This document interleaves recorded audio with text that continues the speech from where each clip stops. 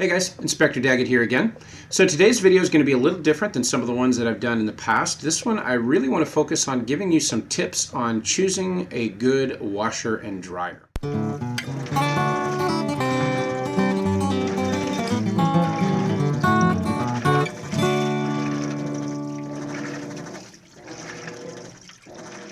So having been in the inspection business into my 13th year now, I have looked at a lot of washers and dryers, and there are some things that I have picked up along the way to know what's good and what's not so good. And really what we're focusing more on is durability and features. I will talk a little bit about some manufacturers that are better than others, but it's not going to be a model by model comparison or, hey, go buy this exact model. It's going to be more, here's some features to stay away from, maybe here's some features to focus on, and then here's a couple of brands that are really good quality, one in particular which we'll get to. So let's get into the discussion a little bit here, and we're going to start kind of at the basic level and work our way up. So let's start with washing machines. So with washing machines, you really have two choices on how the washing machine loads. You've got top load and front load. Now, a lot of people like the front load washers because they're just a little bit easier to open them up. You slide everything out into the basket, move it over to the dryer. My experience has been that front load washers have way more issues than top load washers. And part of that has to do with a couple of reasons. Number one, there's a seal on that front door. The most common thing that I see is people don't understand that they have to maintain that seal, and if they don't, it will leak. And even sometimes when you do maintain the seal, it's going to leak. So there's a large rubber piece that door closes on, and that large rubber piece will wear out, and you will get some leaks at the bottom of it. Sometimes that's due to buildup of lint and washing detergent that just gets stuck on that, and it doesn't seal properly, and then you have to replace that seal eventually when it wears out. You at least have to keep it clean at all times, so you're constantly wiping it down. The other reason why they don't last sometimes as long is because the way the motor and the way it's suspended. So you have a lot of weight sitting, bearing forward. And where in a top load, everything kind of sits on top. A lot of times those motors don't last as long, and basically the gearing, not necessarily the gearing, but how that is suspended wears out a little bit more because you have all that weight on the front. So there is some convenience aspect of front loaders, but my experience has been that if you're going to buy a new washing machine, to stick with a top load washer. It's going to be much more durable, it's going to have greater capacity, it's more efficient. Wait, what'd he just say? Let's run that back. It's more efficient. Okay, so I used the wrong word on that. They're not more efficient, they're more effective. Front load washers are definitely more efficient, as they're going to use upwards of a quarter of the amount of water that it takes for a top load washer. Now, there are some top load washers that are more efficient than the old ones, but that was the wrong word. Top loaders are more effective. Now back to our regularly scheduled program. It gives you options if you want an agitator or don't want an agitator, and they're just a lot more solid, and they're not going to have as many issues. So me personally, my experience has been stick with a top load washer. So once you get past the top load versus front load, there's a couple other things, and this goes with the dryers as well. So with washers and dryers, one of the things that I've found that you really want to stay away from if you want a durable washing machine, if you want to buy a washer and a dryer and they last for 15, 20 years, stay away from digital selections. So when you have your dashboard up here where you get to select all I want a heavy load and we're going to do delicates, or we're going to do this and that, stay away from touchscreen and stay away from digital.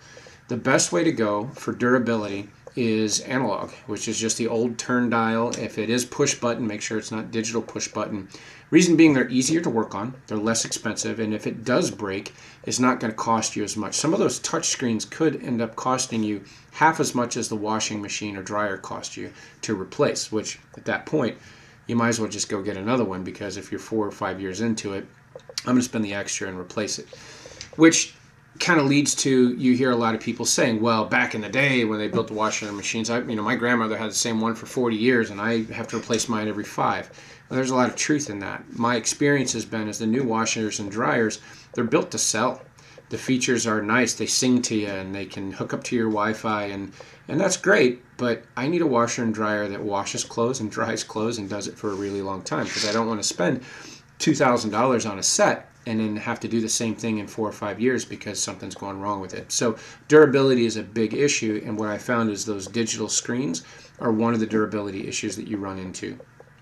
So another thing in general with washers and dryers is I would recommend staying away from the even name brands that you get from some of the discount stores, because they're not always the same quality that you would get. So a Maytag, for instance, that you get from a Menards is not going to have the same quality as a Maytag like higher end level. So it's got the name, but the build quality is built to sell on that price point that you're getting. You really do get what you pay for when it comes to a washer and a dryer. So if you go and you say, oh, it's a Maytag, it's great, but it's priced like all the other cheap ones, it's because it's a cheap unit as well, and it's not going to be as durable and it's not going to last as long. So with a washer and dryer, you are going to get what you pay for. So if you go to the big box stores, stay away from the low end stuff. Go to that next level or even the upper level if you want durability. You can pay for a cheap one a couple times in 10 years, or you can pay for a really good quality once and save more money in the long run because of efficiency,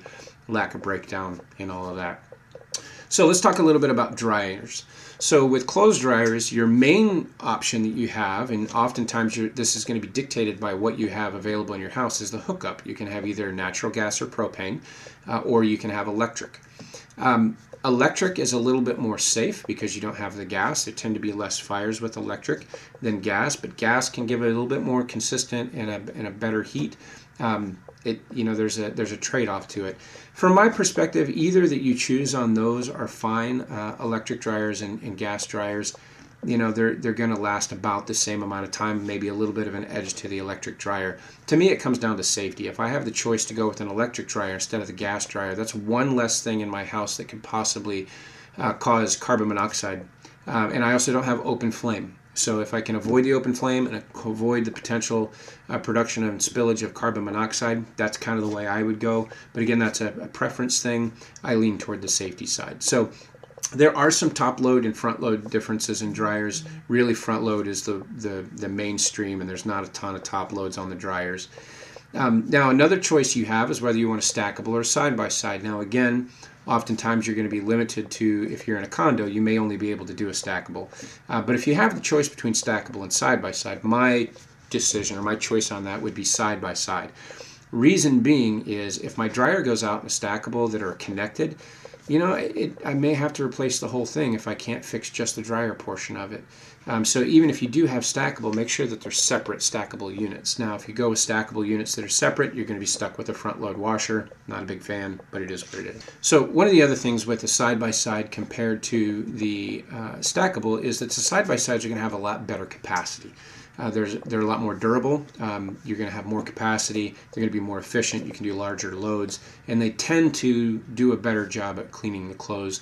And with the side-by-side, you're going to have the option of a top load for the washing machine and front load for the dryer.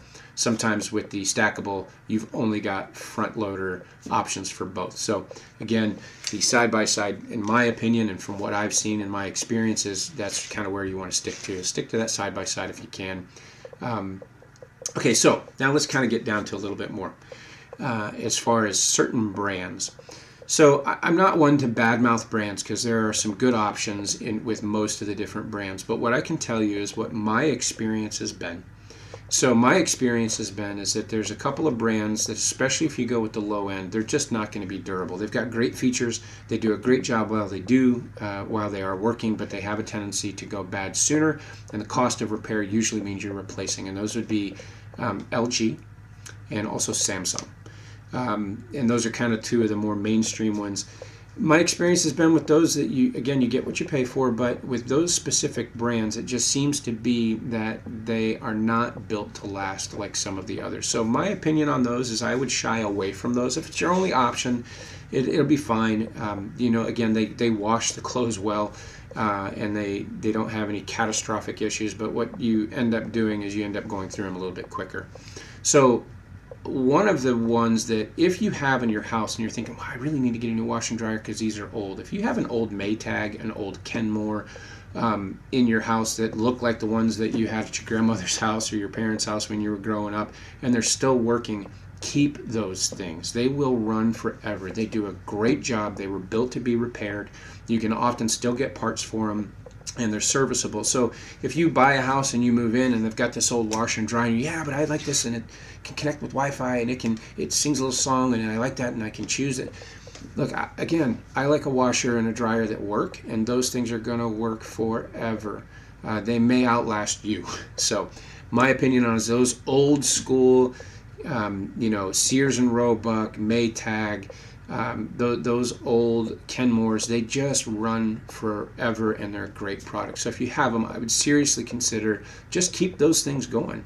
You're going to save yourself a ton of money in the long run by not having to go out and buy new ones, and they just work really, really well. They're not as the most efficient on the water usage, but they will get your clothes clean. So if you are looking more for the environmental friendly, then yeah, maybe stay away from those or go ahead and replace them. But if you are good with what's there, just keep it. They work really, really well, and they will outlast anything you buy from the store today, even new, with the exception of one brand.